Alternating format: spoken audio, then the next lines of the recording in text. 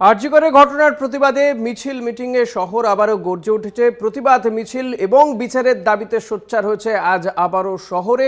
মানববন্ধন, রাত দখলের ডাক, এবং আমরা জানি যে জুনিয়র চিকিৎসকরা তারা আজকে মানববন্ধনের ডাক দিয়েছিলেন আরজিকরে। আমরা বিকেলে দেখেছি সেই মানববন্ধনের ছবি। জুনিয়র চিকিৎসকরা যেমন ছিলেন সেই মানববন্ধনে, পাশাপাশি ছিলেন সাধারণ মানুষ, তারাও ছিলেন।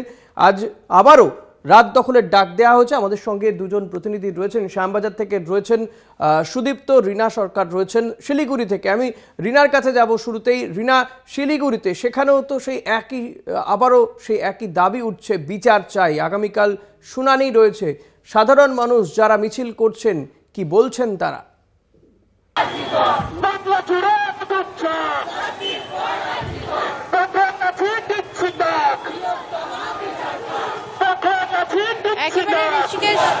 যে শিলিগুড়িতে কিন্তু আজ ফের একবার পথে নেমেছেন যে প্রাক্তনীরা রয়েছেন শিলিগুড়ি বয়েজ হাই স্কুলের, তারা এবং দফায় দফায় কিন্তু দেখা গেছে যে এই যে আরজিকরের ঘটনা, সেই ঘটনার পর থেকেই কিন্তু বিভিন্ন সময়ে বিভিন্ন সংগঠন বা সাধারণ মানুষরা কিন্তু রাস্তায় নেমেছে। সবার স্বর কিন্তু একটাই রয়েছে, জাস্টিস ফর আরজিকর। এবং সেই ঘটনার যে কলকাতার আরজিকরের সেই ঘটনার আজ প্রায় 1 মাস সম্পূর্ণ, তবে এখনো পর্যন্ত কিন্তু একজনই গ্রেফতার। এই ঘটনায় এখনো অবধি কিন্তু কোনো রকম ঘটনায় দোষী আরও কারা যুক্ত রয়েছে সেই বিষয়ে জানাজানির ফলে সাধারণ মানুষের মনে প্রশ্ন উঠছে কিন্তু যে কবে এই যে ঘটনা, সেই ঘটনায় দোষীরা শাস্তি পাবে। এবং এখানে কিন্তু দেখাবো যে প্রাক্তনীরা রয়েছে শিলিগুড়ি বয়েজ হাই স্কুলের প্রাক্তনীরা, তারা কিন্তু উপস্থিত হয়েছে এবং আমরা চেষ্টা করব তাদের সাথে একবার কথা বলে নেওয়ার। কি বলবেন এই যে 1 মাস হয়ে গেল? আমরা সুপ্রিম কোর্টে যাচ্ছি যাতে ভালো মতো বিচারটা হোক, সঠিক বিচার হোক এবং দোষীদের ধরা পড়ুক। সেই জন্য আমরা এখন এই আন্দোলন চালিয়ে করব। যতদিন বিচার না হবে সুষ্ঠুভাবে এবং ধর্ষকরা যদি ধরা না পড়ে, আমাদের এই আন্দোলন চলতেই থাকবে। আজকে শিলিগুড়ি বয়েজ হাই স্কুলের তরফ থেকে এই আন্দোলন। তনিমা চাকি ব্যানার্জি। একবারে দেখো যে সবার কিন্তু একটাই প্রশ্ন রয়েছে যে জাস্টিস কবে পাবে? 1 মাস হয়ে গেলে এখনো পর্যন্ত কিন্তু যে দোষীরা তারা কিন্তু অধরা রয়েছে এবং বারংবার করে কিন্তু একই প্রশ্ন উঠছে যে এই যে তদন্ত চলছে তা 1 মাস হতে চললেও এখনো পর্যন্ত কিন্তু কোনো রকম আরো যে তথ্য প্রমাণ বা সেই বিষয়ে কিন্তু এখনো কোনো রকম কিছু পাওয়া যায়নি এবং সাধারণ মানুষ কিন্তু সেদিকেই আঙ্গুল তুলছে বারংবার করে। একদমই রীনা, যে ছবি আমরা দেখতে পাচ্ছি প্রত্যেকেরই দাবি একটাই, জাস্টিস ফর আরজিকর। তারা চাইছেন যে বিচার, কিন্তু এই বিচার কবে পাবেন এবং যে সিবিআই তদন্ত করছে সেই তদন্ত নিয়েই বা তাদের কি মতামত সেটা তারা জানাচ্ছেন। সুদীপ্ত রয়েছে আমাদের সঙ্গে, শ্যামবাজার থেকে যাব, সুদীপ্তর কাছে যাব। সুদীপ্ত, যেটা জানতে চাইবো তোমার কাছ থেকে যে তুমি গত 4 তারিখেও মানুষের কাছে গিয়েছিলে এবং তুমি শ্যামবাজারে ছিলে, সেখানে দেখেছিলে যে ভিড়। 14ই অগস্ট আমরা দেখেছিলাম মানুষ রাত দখল করেছিল। আবার আজকে এই রাত দখল বা রাস্তা দখল, তারা রাস্তায় থাকতে চাইছেন। তদন্ত প্রক্রিয়া যেভাবে চলছে, কি বলছেন তারা?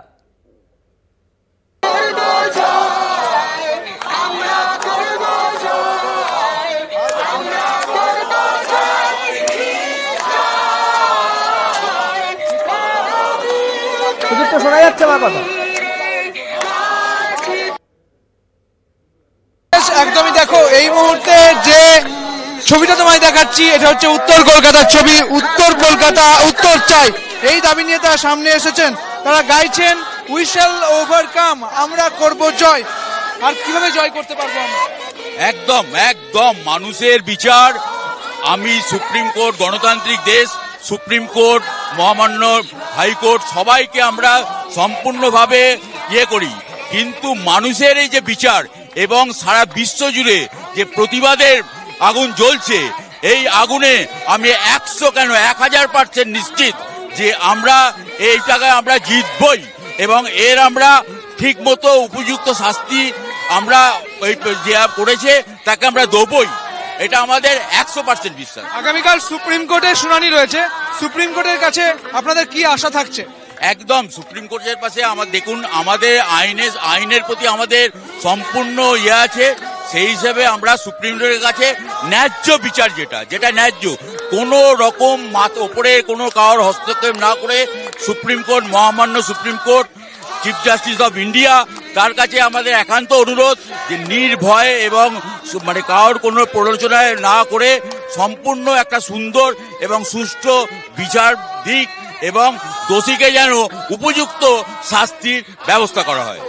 একদমই ঋষিকেশ, তুমি শুনতে পেলে তারা বলছেন যে সুপ্রিম কোর্টের ওপর তাদের পূর্ণ বিশ্বাস রয়েছে এবং উত্তর কলকাতা আজকে মশাল নিয়ে বেরিয়েছেন এবং তাদের একটাই দাবি, তারা বলছেন উই শ্যাল ওভারকাম।